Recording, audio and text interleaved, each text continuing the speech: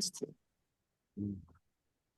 What's up, everybody, and welcome to a WNBA State of Mind where we mainly discuss basketball, but we love other sports. And as usual, I'm here with my guys, Don Dada, Dominique, Yo, Ilford. Okay, we got nephew Vid, right? Gonna come in a second. He's here, but he's not. That's dress change. Magic Man down there. We got, we work our little magic with the editing.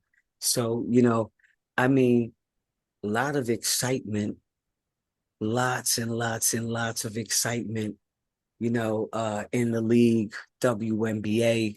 Some things good, some things not so good, but that's what makes the world go round. So we're gonna keep it moving.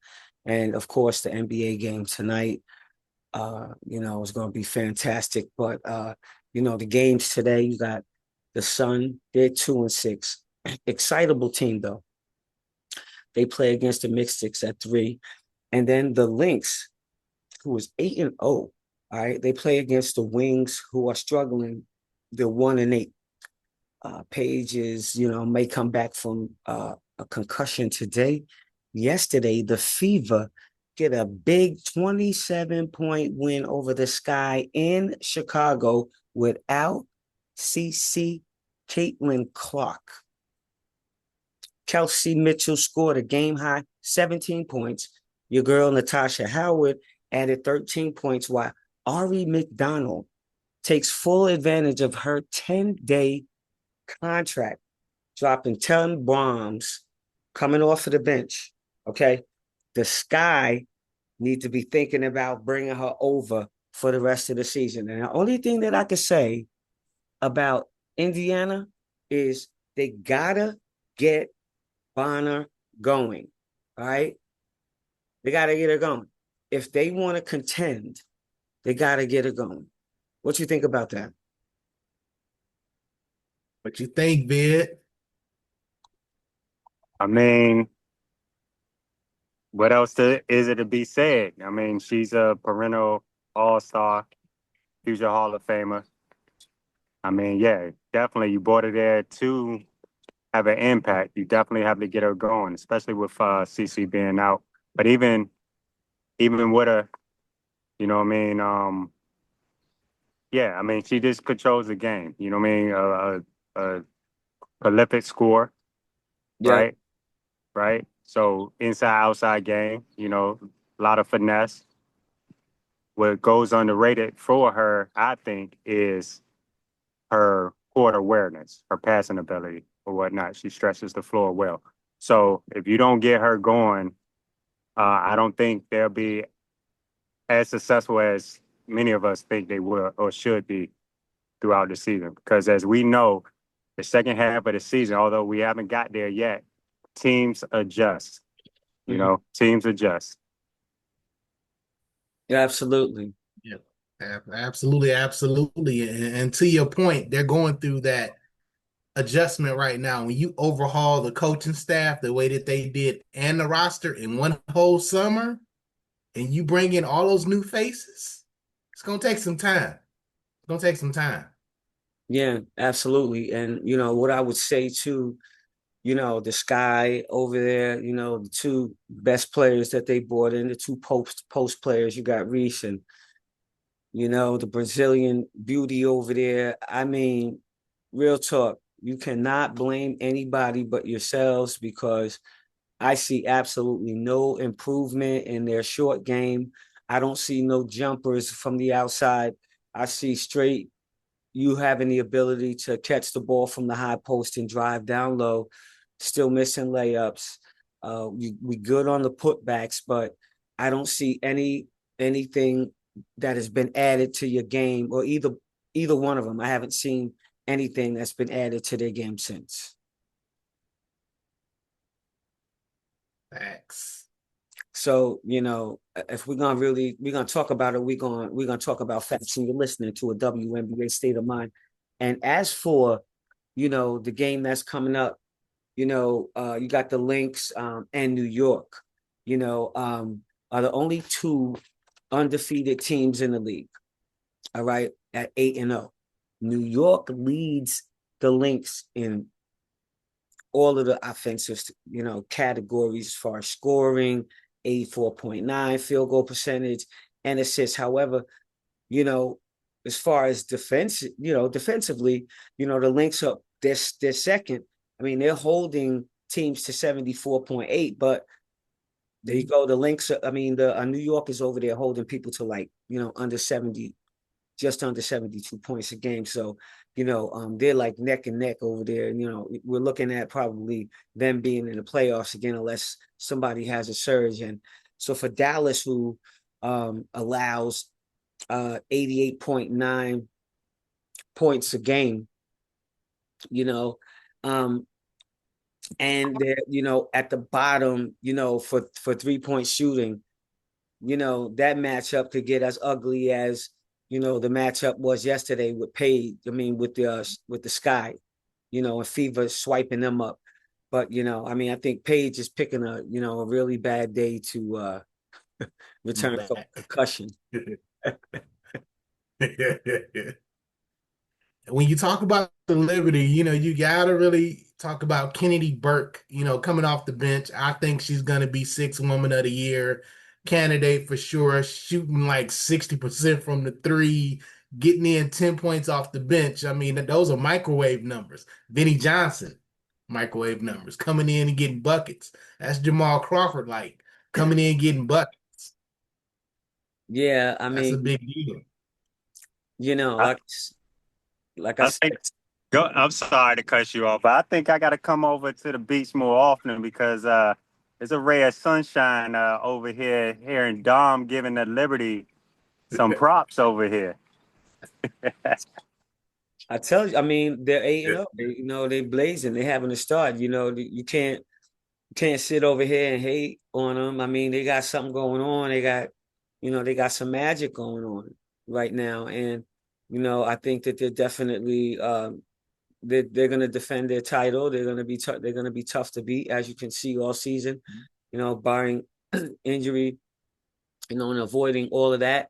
And I just like right now, I just don't see um anybody on the East Coast that's gonna you know come and knock them off the throne. Now, the Sun are playing today. They're 6-2, but they're excitable to watch. You got the vet Tina Charles over there. She's leading the way. She got Mabry and the rookie Rivers leveling up. And they play against the Mystics 3-6, and they have no force, absolutely no force, other than Brittany Sykes out of Jersey. What's up? Stand Up University High School over there in Newark.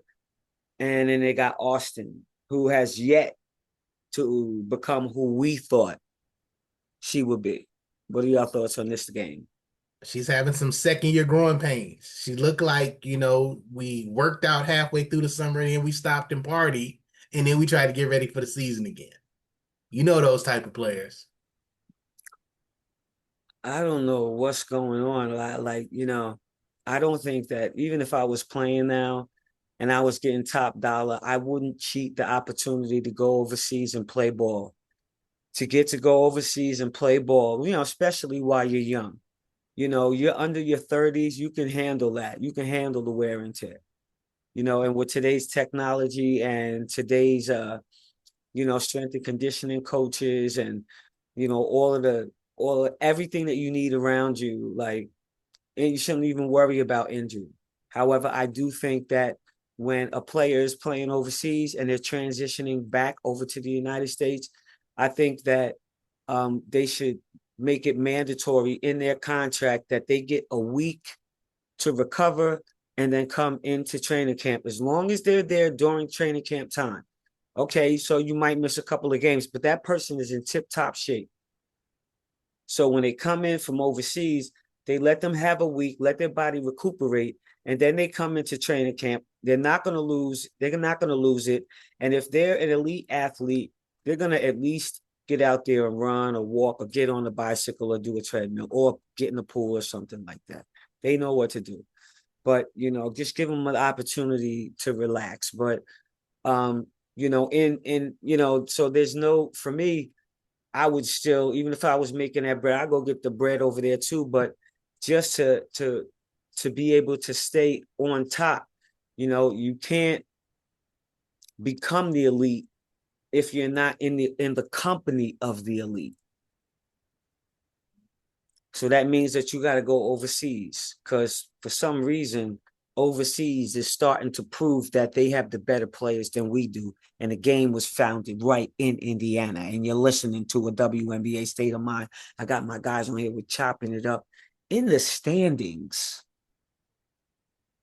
All right, on the East, you got New York. We ain't got we ain't gonna talk about Atlanta. They sitting in second because Don done sold the team. All right. Fake news. It's fake news. It's fake. It's fake news. Indiana, Washington, Chicago, Connecticut. All right. Now, if the playoffs started today, be New York, Washington, Atlanta, Indy, in the playoffs, disputing for the top four. Now, on the West Coast, you got Minnesota, Phoenix. They made out like that Atlanta Phoenix trade was such a win-win for both of us, for both of them. We're gonna talk about that with the Brittany Griner going and the shipping and play. Yeah, that worked out well for them.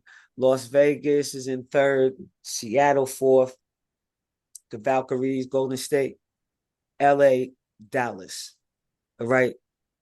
Goody, let me ask you this real quick. The Las Vegas Aces. Do you Here we think go. there's Here a we go. crack? Do you think there's a crack in the armor? Does the mid-season trade need to happen? No. I think we're absolutely okay with the way that everything is. Of course, there's a new player, and so they got to gel. They have to, if they weren't together all summer working out, seeing how you like to, when I say lay it down, how does she like me to lay it down? Just those things. Or if you like it up, up in the air, you play better when you get a lob, or do you like it on the fly, or are you okay with me doing trick passes? Does she have hands for me to pass her the ball like that? Does she have the capability to finish? Is Yeah, she the person I absolutely. want Because to I drop mean, the ball down Wilson is to? producing, but the supporting cast, like you say, it may just take time to gel. But right now, they stinking up the floor. Well, absolutely. And they need time to do that. I remember a team called the Richmond Raids started off 0-6, and we ended up in the Eastern Conference, finals against, the Columbus Quest. So how you start, doesn't necessarily determine everything, and I think that by mid-season, by All-Star, they'll be able to determine whether they need to tweak something, they need to get an intricate part. But I think that they got some, they got some good vets over there, and we just got to get them going. yeah, and to Goody's point, we have an example over in NBA that's playing in the finals. The Pacers was stinking it up. Uh, around Christmas we won't talk about them being even a playoff contender, let alone a finals contender. But so I think the Aces just need more time to gel. I say give them to the end of the month, and then before we can write them off, before we can even talk about anything about a trade, because I don't think a trade will fix their issue. I mean, it's all right now. What I could see is this chemistry, time on the court together or whatnot. Yeah. And also, to add to your point, if it was a playoff right now, it'd be Minnesota versus Seattle, Phoenix versus versus the Aces. And based on our experience, we would come out of that series. If we were playing today, I believe that the Aces would beat Phoenix in the series. All right. Many would eliminate Seattle, and Vegas would beat Phoenix based on playoff experience alone. As of today, I have a rematch with Minnesota, New York and Minnesota, with Minnesota on a revenge tour. As of today, Now that could change, and anything could happen. So as long as people stay healthy, I think that, like I said, anything's possible. Switching over to the NBA, unless you guys have anything else you want to talk about as far as the W. Oh, yeah. Like I don't know, and this was bothering me all week because you get the fake news mixed in with the real news, so you really don't know what's going on.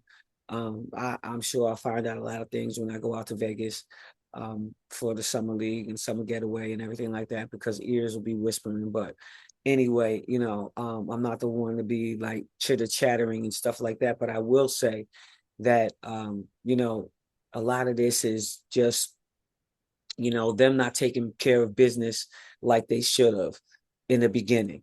Okay. They didn't take care of it entirely. Okay. The two parties that were that are involved, and then on the team side and the league side, they didn't handle it. And so now everybody over there, Chris Browning, tell me who's getting all of my residuals. Period. It's where we're at. It's all residue from last year, is what it is. And if they had handled it better and cleaned it up, then we wouldn't have that. And I feel sorry for, the players and the team over there right now, because they're really playing well through it all. Skylar playing well. Gumake playing well. The new rookie playing well. And it's sad, and I hope that they get their hands around this, because, this team is going to be in the playoffs. You want your team, your guys that are there right now to, playing with clarity and feeling good and have a sense of pride in the organization. How do you fix that? I don't know. You got to close these chapters and you got to figure it out and do it behind closed doors and not have it out here. And, these players, keep your mouth, tight, keep it in the closet, family affairs. Stop going out there airing out laundry and stuff like that, because maybe you don't like the person that it's happening to. So you want to make sure that you get your dig in. Stop doing that. And you're listening to a WNBA State of Mind. Switching over to the NBA. Hold on, Goody. Before we switch over, I'm going to throw you a small curveball. The Golden State Valkyries will make the playoffs in their expansion year. Natalie Nakashi, who I had the pleasure of spending some time with when she was in Los Angeles as an assistant coach, along with my guy Earl Watson, working out in the summertime. She knows her stuff backwards and forwards. Defensively, she got them ready. They rocking. They always in their correct spots. They just got to get the offense together. They will be in the playoffs. I like how they're playing right now. I think that they're starting to gel. I think they're starting to trying to find their true leaders and expectations and stuff like that. They are right now in sixth place at 3-6. No, excuse me, they're at fifth. They in fifth. They they're, 3-5. they're in fifth, 3-5. But right now, looking at it, they're gonna have a really tough time getting past Seattle. So we'll see how that works out. We're gonna see how that works out, because Skylar, she averaging 19 points a game, and I think that she breaks Tisha's assist record. God give her the strength. She at 6.8 right now. I think Tisha was at 7.2. So she pushing up on that. Feel me? And quiet's kept, but I'm gonna say it here on this show. And so she's doing some great things over there. Once that rookie starts catching everything she throwing to her, gonna be a whole different story. So we're gonna flip it over here to Indiana. All right, my predictions remain the same. Indiana's gonna win this I just don't. I just believe that their guards are too strong. I believe that you know they're too strong in the post too. They're banging your boy up. You know, he's 7'2". He needs to put on at least, you know, 50 pounds, you know, within the next couple of years. Tall, lanky. How tall is he? 7'6". Miles Turner. No, Oh, OKC. OKC. Oh, what? Chad is 7'2". He's 7'2", so he's the Yeah. same size as Marco Didic.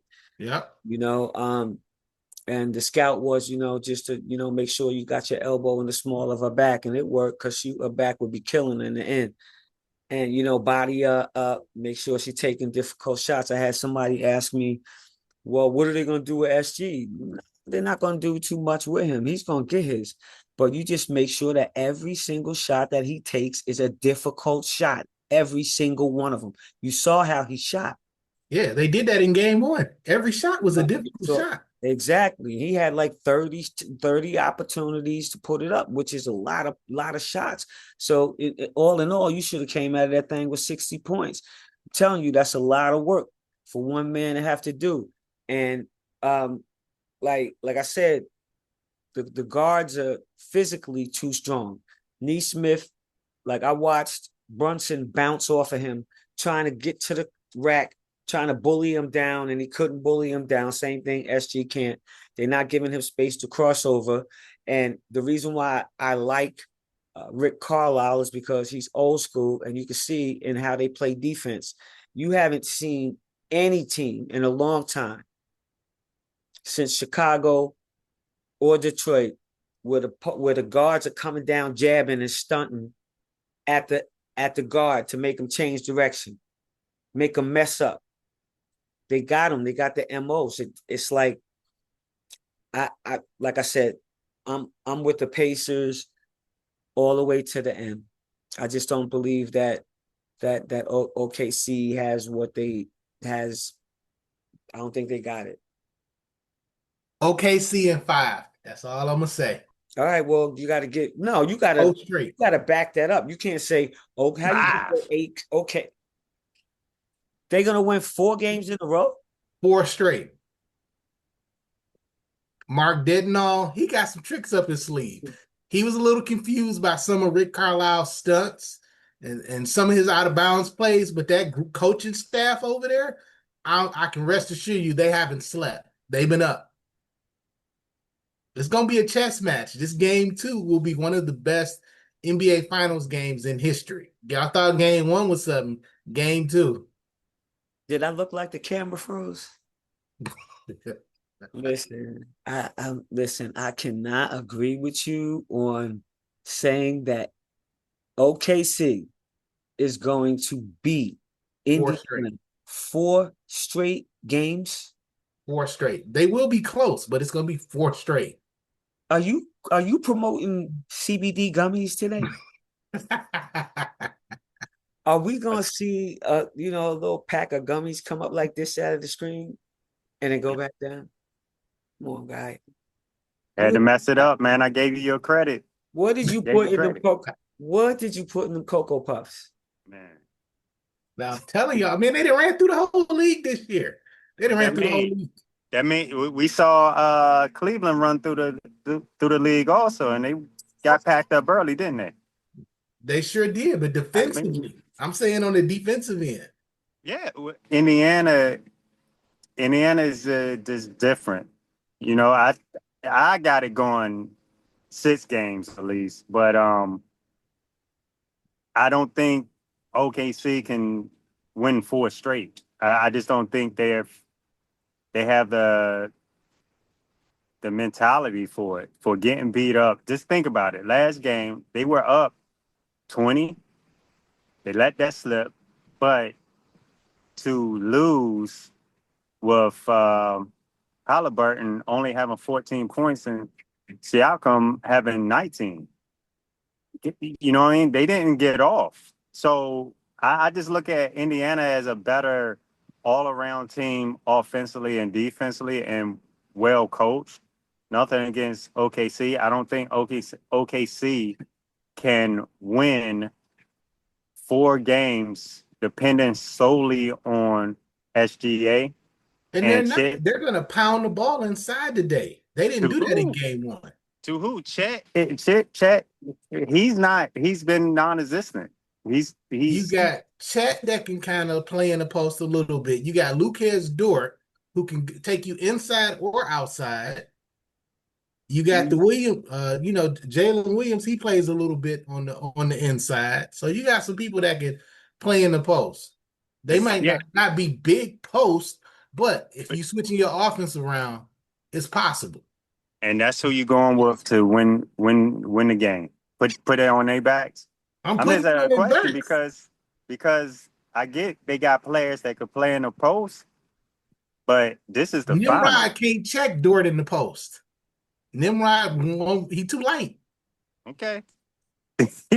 But you gotta also check Nimrod, right? You Yeah, gotta check him. yeah, it go both That's a ways. lot of energy. It That's a go lot of both energy. ways. Yeah, because You're he right. like Richard Hamilton. He running all over the floor. They But just who demote that. but think about this. Who's more ready for that challenge? Indiana or OKC? Given what these teams had to face up to this point. I see what you're saying on the mental aspect of it. And we all know sports is 80% mental, 20% physical. But as I stated, 4 straight. Watch it occur. I ain't Hey, saying they're gonna be blowouts, but it's gonna be four I straight. just, I just right now, I just can't. You know what I'm saying? I mean, Dom, where's the depth at? You know, I mean, you're not even giving like you're not. You go the Where's coach the has depth with the Pacers? other than the coach having Look, the Pacers other are than one the coach injury away having from. something up his hey man, sleeve. these seagulls out here at this beach is laughing at you right now. Y'all can't hear, but they even laughing Okay. at you. But listen, it's like Indiana got this mad depth. You know what I mean? Shepard hasn't even got going. All right, McConnell, he hasn't even gotten going. You know, and these guys were intricate pieces. So, like when you say, "Oh, they're Mathurin. gonna wear out Yep. and them harder, Look, they're gonna don't never," forget about Mathurin, but you when still, yeah. And so yeah, oh I look, was look, I was when leading Obi up Toppin, to no, I Obi, was leading up to him. You know what I'm saying? We even talk about him. You know, like come on, like the depth. They don't have the depth to deal with Indiana and the 3-point shooting. They don't have it. And Dork, yeah, he can go down in the post, but he's situational. You know, and like you're gonna use him, you know, in certain situations. You know, they got a small guard on him, this, that, and the third. They don't keep on feeding this guy. You know, SGA taking 30 shots, he ain't feeding nobody. He gotta give up the ball. He has to turn into a different player. He got to get in the gaps and start getting his teammates going. If he don't get his teammates going today, it's over for them. I'm so sorry. It is over for them. And I don't think that they have the stamina because if they dig into their bench, okay, and give, kudos to Harkenstein because he playing his ass off. yeah, I think he's in the contract year, if I'm not mistaken. You know how the contract year go. Yeah, but he been playing. Listen, you're gonna sit here and say he only playing well because of the contract year. He was playing well in New York. Oh yeah, he got stifled in New York. I'm not saying Okay, he wasn't. so bottom line is this. I mean, when you think of depth, I think of him. Um, please shoot me some other names. You got Isaiah Joe. You got Carson Yo, Wallace, who was good at Kentucky. Came in the league, found his Kentucky, we place. not talking about Kentucky. We talking about the damn NBA playoffs. You sitting over here was good at Kentucky. Are you okay? I promise you. I'm fine. I'm just telling you the way And it's gonna go. Alex Caruso, you got your vet. He played decent game one. yeah, Defensively, yeah, but you can't complain. defensively, He's a old Laker guy. I know about him. He's gonna give you energy and everything, but if you depending on him for offense, nah, I can't go there.